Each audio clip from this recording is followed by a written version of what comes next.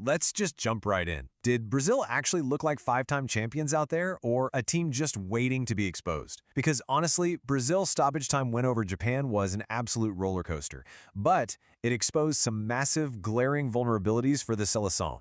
I mean, if you just listen to the watch parties, the drums, the cheers, it sounded like vintage Brazil, right? But on the pitch, totally different story. For the first 45 minutes, they looked completely lost, disorganized, and frankly, terrified of going home early. Welcome to The Explainer. Today we're breaking down this tense escape, the tactical shifts that saved Brazil, the sheer heartbreak for Japan, and the glaring systematic flaws that are really threatening Brazil's whole World Cup run. We're cutting right through the standard punditry to get straight to the raw tactics of this match. We need to figure out how a squad absolutely stacked with global superstars found themselves inches away from disaster against a super-disciplined underdog. So here is our agenda for today. 1. Japan's deep defensive block. 2. Ancelotti's crucial tactical adjustments. 3. Japan's heartbreaking tournament exit. 4. Brazil's midfield vulnerability crisis. 5. The Neymar reality check. And 6. Ivory Coast or Norway next. Let's get to it. All right, Section 1, Japan's deep defensive block. So looking at the first half, the contrast here is just staggering. You've got Brazil looking incredibly sluggish. They were trying to force everything through this congested, narrow center, and they just had zero creativity. They were nervous, right? Totally weighed down by expectations, missing that classic Brazilian fluidity. And then you have Japan. They executed a literal masterclass with this deep 18-yard low block. They didn't panic when Brazil had the ball. They just collapsed, absorbed the pressure, stayed ridiculously disciplined, and waited for the exact right moment to pounce on the counterattack. And man, that immense patience paid off. When Sano scored on that counterattack, it wasn't just a great goal, it was a massive red flag for Brazil. Sano just blew right past Casemiro like he wasn't even there. It completely exposed Brazil's lack of recovery speed and handed Japan a shocking 1-0 lead. After that, Brazil was just wobbling. I mean, they were turning the ball over, missing easy passes, looking totally out of ideas against this impenetrable blue wall. Section 2. Ancelotti's crucial tactical adjustments. Okay, the number you really need to pay attention to here is 28. That is the number of crosses Brazil relentlessly pumped into the box in the second half alone. And this wasn't panic, okay? This was a super calculated tactical pivot by Carlo Ancelotti. He knew that trying to play cute, central passes against a disciplined low block is a total waste of time. To break that down, you have to hit them from wide angles and force the defenders to constantly turn and face their own goal.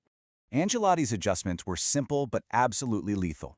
He totally ditched the narrow attacks. Instead, they started swinging the ball rapidly from left to right, purposely isolating guys like Vinicius Jr. for one-on-one matchups out wide. And since Brazil has these big physical players, they ruthlessly exploited that aerial advantage in the box. Plus, Ancelotti's midfield management here was just spot on. He subbed in Fabinho to replace an exhausted Casemiro, and it completely flipped the tempo. Fabinho's sole job was basically to win the ball back aggressively and instantly launch it wide, suffocating Japan before they could ever reset. And this tactical patience is exactly what led to the 94th minute. That relentless wave of crossing finally broke Japan down. Human nature forced the exhausted Japanese defenders so deep they were basically standing on their own goal line. And that created a tiny, critical pocket of unmarked space between the center back and the wing back. Gabriel Martinelli found that space, took a really calm touch, and slotted home the absolute heartbreaker into the far corner. Moving to Section 3, Japan's heartbreaking tournament exit. For Brazil, it was pure relief, but for Japan, it's just agonizingly familiar. Look at this timeline. The recurring trauma is genuinely hard to stomach. 2018, that brutal late counterattack loss to Belgium. 2022, losing on penalties to Croatia. And now 2026, a 94th-minute stoppage-time dagger from Brazil. They play so beautifully, they execute perfectly against the biggest teams in the world, and they still keep suffering these devastating late exits. And what's wild is, think about this, Japan was missing 4 key starters. Pundits were quick to point out that Wataru Endo being out was a massive loss. They desperately needed his ability to control the tempo and just take the sting out of the game when the pressure mounted. And without Kara Mitoma, they lost their main attacking spark and counter threat. Without those specific outlets to relieve pressure, Japan was basically forced to defend for 90 straight minutes without a release valve, and eventually the defensive dam was just going to break. Section 4. Brazil's midfield vulnerability crisis.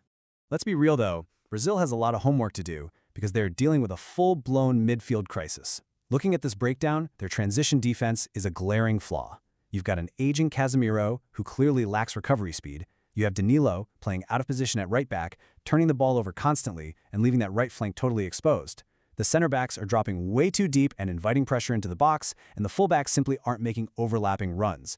That lack of support means wingers like Vini Jr. are completely isolated on an island against double teams. I mean, the pundits were absolutely ruthless after the match. One analyst straight up said, "You cannot find one Brazilian fan that would suggest Danilo should be playing right back." And they hit the nail on the head. Brazil's whole historical identity is built on dynamic, overlapping fullbacks. This current team just doesn't have that profile, which puts insane pressure on an already shaky midfield. They look so fragile when they lose the ball, and even Alisson shockingly couldn't bail them out on that opening goal.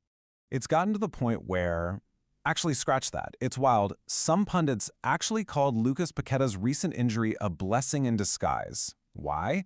Because while Paqueta is incredibly creative, his absolute lack of defensive tracking is a huge liability. When he pushes up and Matheus Cunha drops deep, they leave Casemiro completely exposed to counterattacks. The structure is so fragile that Ancelotti just can't afford to sacrifice that defensive stability for players who won't track back. Section 5. The Neymar reality check. This brings us to a massive macro-level shift for the national team. While Brazil was losing and looking totally stuck, the TV directors kept panning to Neymar on the bench. Everyone was waiting for him to save the day, but Ancelotti kept him seated. It was a stark reality check. Bringing Neymar on means introducing a player who naturally slows down the gameplay and demands the ball at his feet. More importantly, he completely lacks the defensive responsibility this fragile team desperately needs. Ancelotti clearly doesn't trust him to track back, and in a knockout game where transition defense is your biggest flaw, that's a risk you literally cannot take. It really feels like a passing of the torch. Brazil is finally realizing they don't have to rely on Neymar for late-game salvation anymore. Ancelotti proved he vastly prefers the fresh, explosive energy of the new generation.